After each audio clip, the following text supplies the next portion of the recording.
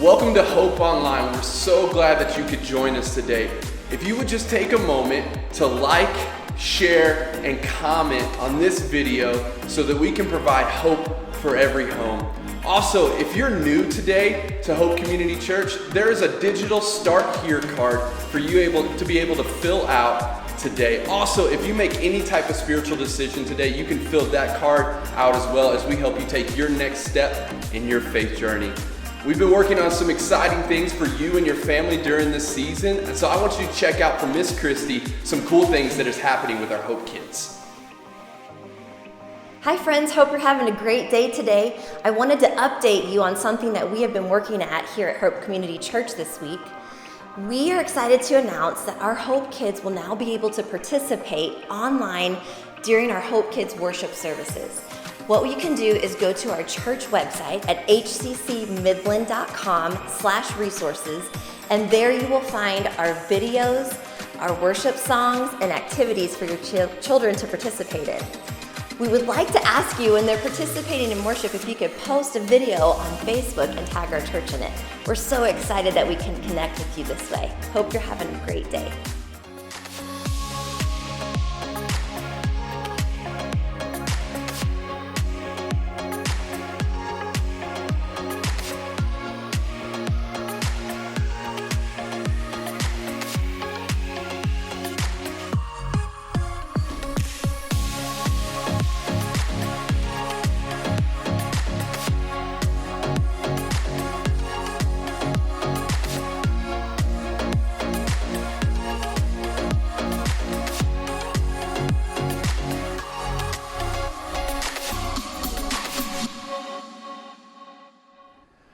Well, hello again, everybody. Thanks so much for joining us today. We are meeting, obviously, as you can tell, online again today for church.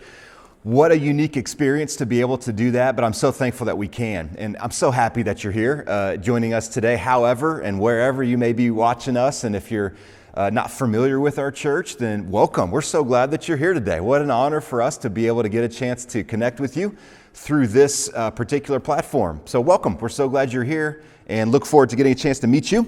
A couple things I want to talk about before we jump into the message today. You know, this obviously is it's an unprecedented time for all of us. What a unique time in history to be able to gather like this, but also just kind of figure out, how do we do this? How do we make it through this particular time? You may be thinking, what do I do? What do I do? How am I supposed to feel? What am I supposed to think in this particular moment? And so I want to talk about that for a quick second. What do I do during this time? A couple of things to remember. Here's one especially. You know, the mission of the church, it rolls on. We don't stop, we don't slow down, we don't sit down. We actually want to rise up. We feel like this is an incredible moment for the church to shine. We're up to bat, church family, church around the world, and we want to hit a home run here. So what a cool opportunity we have to do that. So we don't slow down as a church. This impacts everything. We understand that, but we have a unique opportunity now. We want to take advantage of it. Did you know that our online reach last week, with no exaggeration at all, you know, because pastors sometimes tend to do that, all right? But I'm not doing that now. It was into the thousands. I mean, it was exponential, the number of eyes we were able to get in front of and homes we were able to get into because of a medium just like this. We want to push the gas, not the brake. Here's the challenge. Let's make this week even bigger. Let's send the gospel even farther. And you do that by liking, by sharing, by commenting, by engaging in things like this. So get settled. Get in a comfortable spot, get your Bible, get your cup of coffee, whatever you need to do, and settle in for a second, because we got some important things to learn about and think about. We will do something incredible when we do it together. A couple other things as well. We want to encourage you, all of us, to do your part with what we're being asked from both federal and local authorities, healthcare professionals, to be socially responsible. I want to say we want to honor the medical professionals in our country, in our city. Thank you, thank you, thank you. We want to honor the teachers, the law enforcement, those that are going above and beyond, out of their way to keep our cities safe and our kids educated. Thank you to a school system that is providing meals to students in our city right now. We're grateful for that. We honor you. I also want to say this, as you have opportunity, support local small businesses.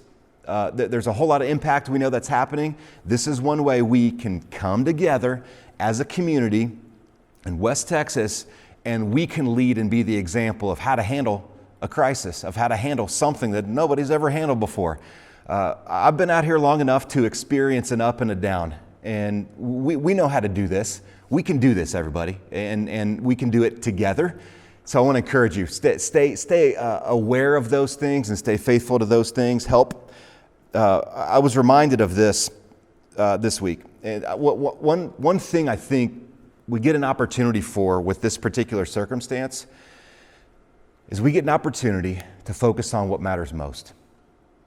I was reminded this week, a friend of mine mentioned something that his longtime pastor said to him about circumstances that were tough. He said, we're going to go through this. We're going through this. Our choice is we're going to go through it with a good attitude or a bad attitude. It doesn't mean we bury our heads in the sand. That's not what Christianity is all about. That's not what faith does. But we do get to choose how we go through this. Let's make the choice to go through it well. Let's make the choice to navigate these waters with wisdom, with clarity. You have a unique opportunity with your family. The stuff maybe that used to matter a whole lot to us probably shouldn't matter as much anymore. You got your family right there with you. Keep them safe, keep them healthy. Invest in relationships with them. It matters right now. Moments like this allow us to refocus. Moments like this allow our strength to grow. Hey, James says in the Bible that you draw near to God, He draws near to you. And so let's do that in this time as well. Strengthen your faith in moments and days and weeks just like this. Think of someone you can call or encourage. Text them an encouraging note. Call. Do a FaceTime with a word of encouragement. With that in mind, looking for opportunities to serve others, I want to challenge us to this. I totally stole this idea from a friend who's a pastor up in Boston. Our zip code is 432. So at 4:32 every day, think of at least one person to pray for. Reach out to them and say, I just want you to know I love you and I pray for you. Start today. Set your alarm on your phone. Make sure that every single day you think of a way to stay connected to people. I was texting with Calvin and Kim Wood this week, and Calvin said something I thought was awesome. We may be separated physically, but we can pull together in spirit. And that's one of those ways to do that. If you can help somebody watch online, do it.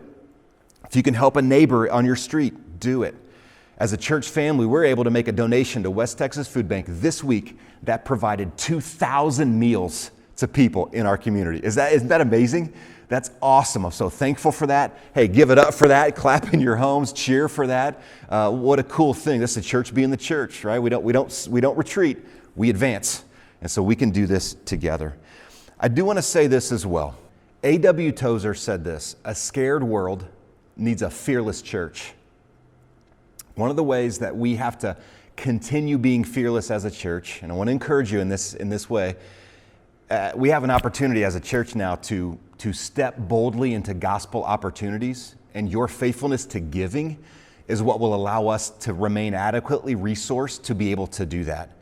If you're not giving online yet, now's the time to set up recurring giving. Your faithfulness there will keep our ministries functioning, will allow us greater, more creative opportunities, even with online and social media, as well as serve our community better. There are ideas that we have the guts ready to, the structure ready for. We're just ready to launch it, but your faithfulness to giving will allow those things to happen. So if you're not giving online yet, now's the time to start doing that. That way we make sure the church rolls on. Now, we've been in a study called Something Greater. And this actually fits perfect. We're going to jump right back into that study because it fits with what we're dealing with today. It fits with what we're going through right now. It's called Something Greater. How do I live my life for something greater than maybe the world around me is living for? And this time to refocus allows us to dig right into it. So as we get started, let me do this. I know the week has been different. So in the comment section below, again, if you're a guest, I think you've already been given a link to do a Start Here card. Please do that. All right, we would love to get a chance to meet you and follow up with you and serve you. But here's my question for you, and comment in the comment section as you're watching. What was the best part about this past week? I know it was a different week, and I know it may have been a crazy week around your home, but there's been some good stuff too. So what was the best part about your week this past week? The truth is this: as we gather this way, hey man, we miss you. We miss getting a chance to shake your hand and hug you. We know it's the best thing right now to allow opportunities to let this thing pass, and then we jump right back into that when it's safe to do so. But hey, we miss you. We love you as a staff, as pastors. We love you. We are praying for you fervently, intentionally, for God to keep you safe and healthy, and to keep you encouraged, and to keep your spirits up, and to draw you close to Him. We want this message today to be an encouragement to you. Can I tell you a story? I ran across a story a couple weeks ago, and I thought it fits perfectly for something like this. I read about the legend of a mouse who was terrified of cats. So this mouse found a magician to turn him into a cat. That resolved his fear until he met a dog. So he went back to the magician and asked him to turn him into a dog, and so the magician did that. Now the mouse turned cat, turned dog, thought he was okay until he met a tiger. So then he was fearful all over again. So he goes back to the magician. Magician turns him into a tiger. Tiger was okay until he ran across a hunter. The tiger that used to be a mouse, then was a cat, then was a dog, then was a tiger. It was fearful all over again. He goes back to the magician. The magician says this: listen, I know you're a tiger, but I'm going to turn you back to a mouse. And the reason is this: you might have the body of a tiger, but you have the heart of a mouse. And I want to encourage you today, you don't have to have a heart of fear. You don't have to have a heart that's filled with anxiety. God gives us answers. God gives us hope in His Word and through His Spirit in our life. You don't have to have a fearful heart today. Here's a quote. I want you to write this down. The presence of anxiety might seem unavoidable, but the prison of anxiety is optional. I read a great resource this week that had that quote in it, and I thought that was too good to keep to myself. I want to share that with you. We know that this is a unique opportunity, unique challenge even right now, but it's an opportunity to be more creative with the gospel than we've ever been. And can I tell you, we'll be better for this.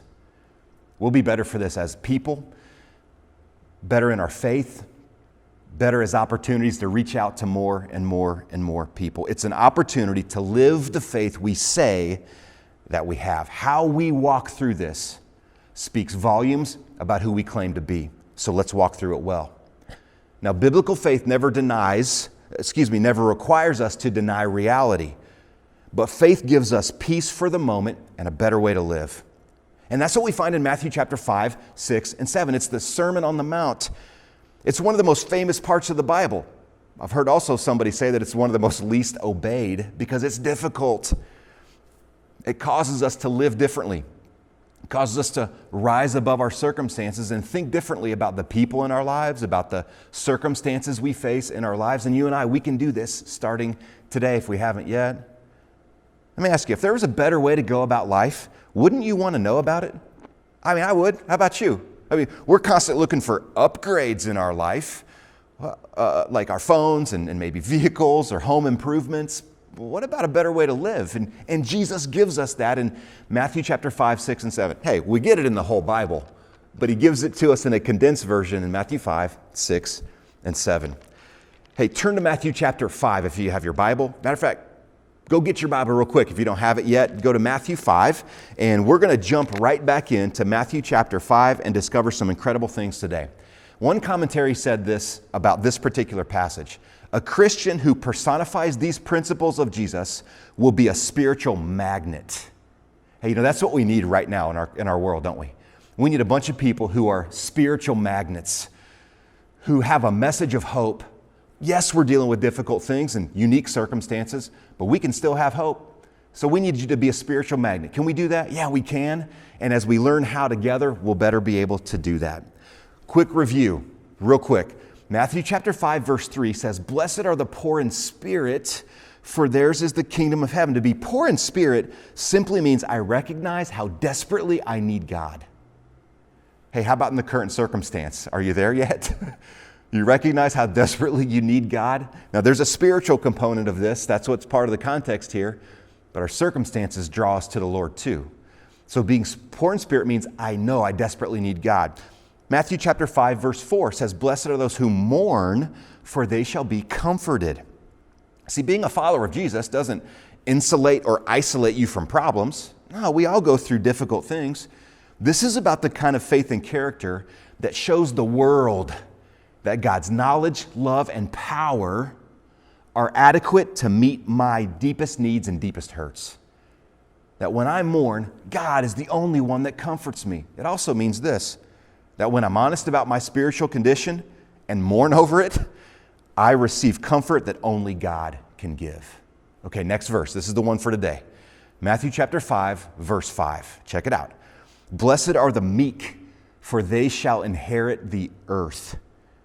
Blessed are the meek, for they shall inherit the earth. Now, the word meek sometimes gets translated humble or gentle. You may have that word even in the Bible you're looking at. Well, it doesn't mean weakness or cowardly thoughts. It doesn't mean low self-esteem. This term, listen to this, this term was used to describe a soothing medicine or a soft breeze. It was used to describe a colt who was naturally wild, had a wild spirit, but was broken by a trainer. It's humble. This is who I used to be, but now this is who God is helping me become. What if you could be described in your relationships with people and your interactions with people as a soothing breeze, a soothing medicine, or a soft breeze, a calming influence, a spirit and attitude of humility? That's what the Bible is talking about. Did you know that the life of humility has always been God's way for a believer? This ought to characterize you as someone who claims to follow Christ. Now remember, when Jesus was speaking these words, he was on the side of that mountain, but he was speaking to people who actually were spiritually proud people. They were spiritually self-reliant, they thought. As a matter of fact, they thought the Messiah that was coming would actually commend them for how spiritual and good they were.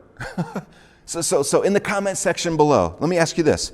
What are some common things in our culture that we can be tempted to take pride in?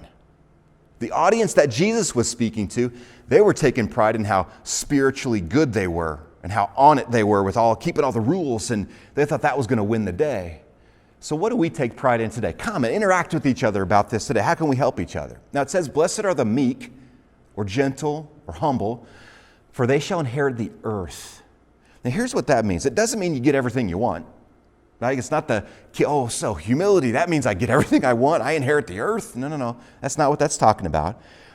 First and foremost, honestly, it's a reminder that one day God's going to come back and make every single thing right. And the children of God will experience that ultimate joy with Him.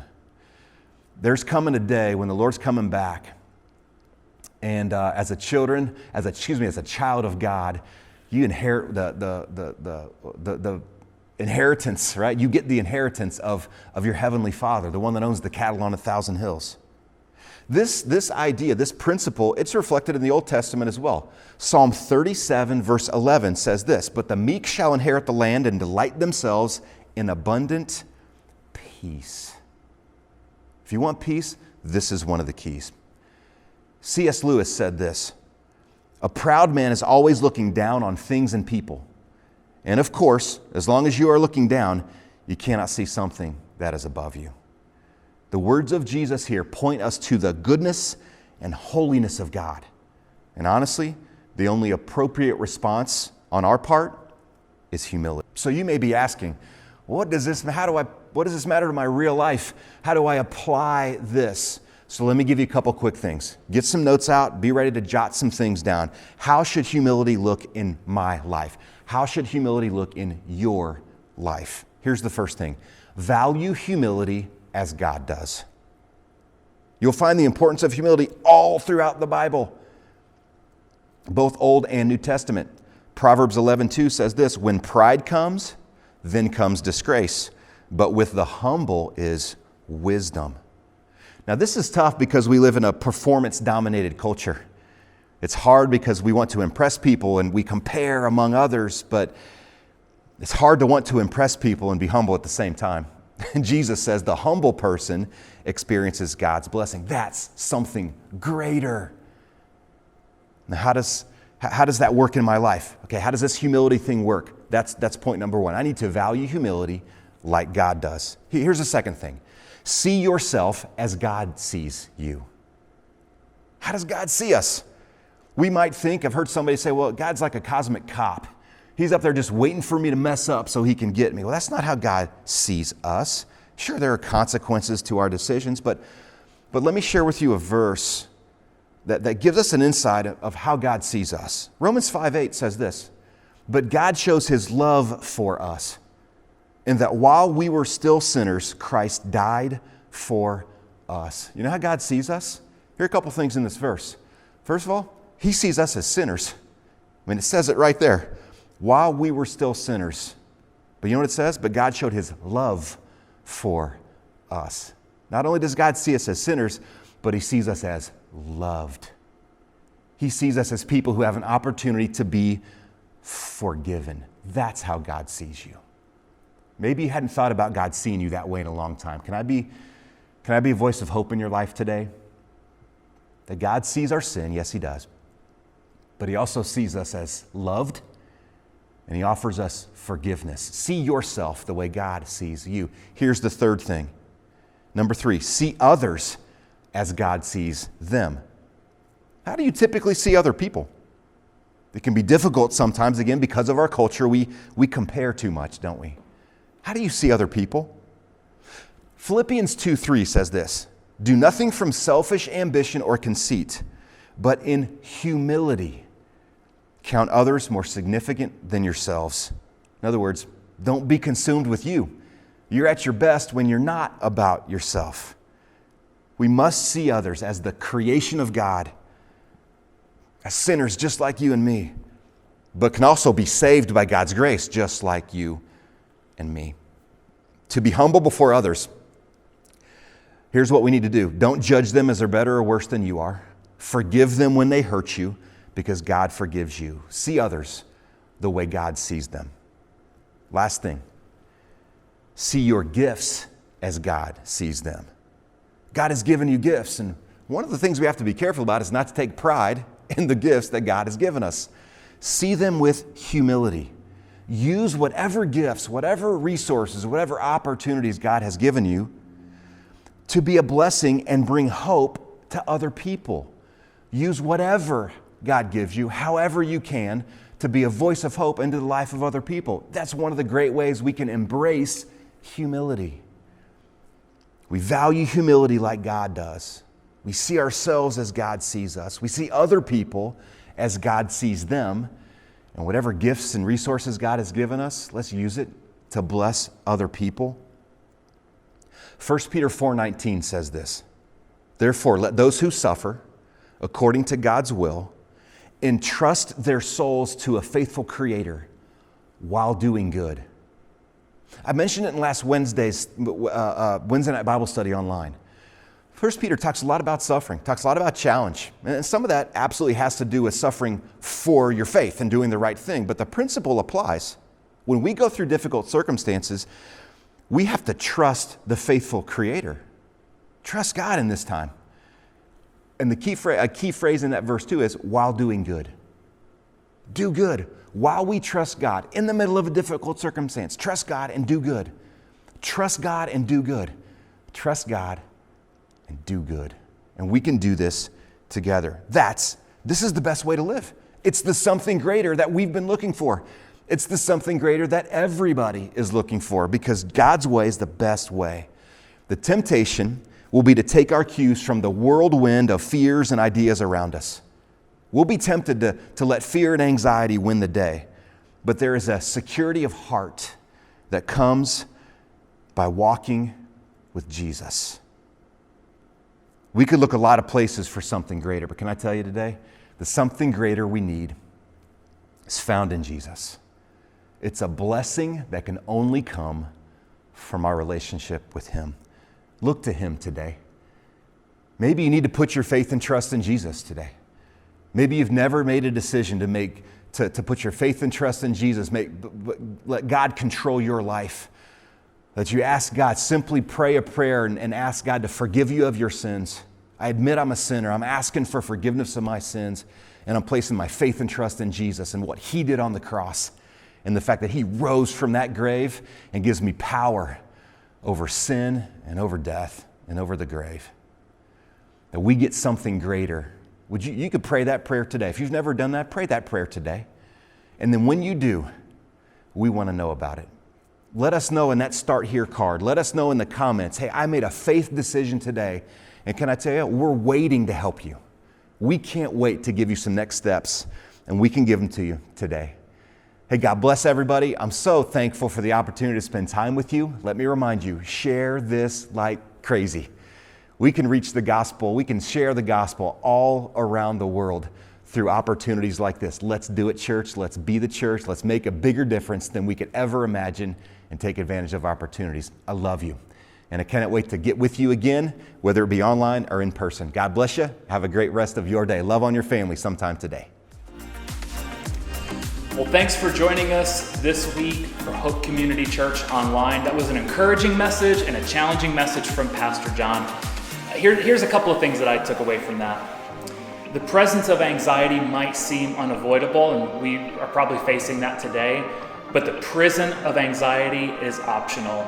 And we know this to be true as well, that the something greater that we need is found in Jesus Christ, and that's where we're going to find our hope. We would encourage you to comment below with what some of your takeaways were from the message today. Remember to like and share this on our social media. Be watching for more exciting resources coming on our social media this week. We'll also join you again Wednesday night at 6:30 right here for an encouraging message. Remember, if this is your first time experiencing Hope Community Church, we invite you to click the link and fill out a Start Here card so that we can follow up with you well.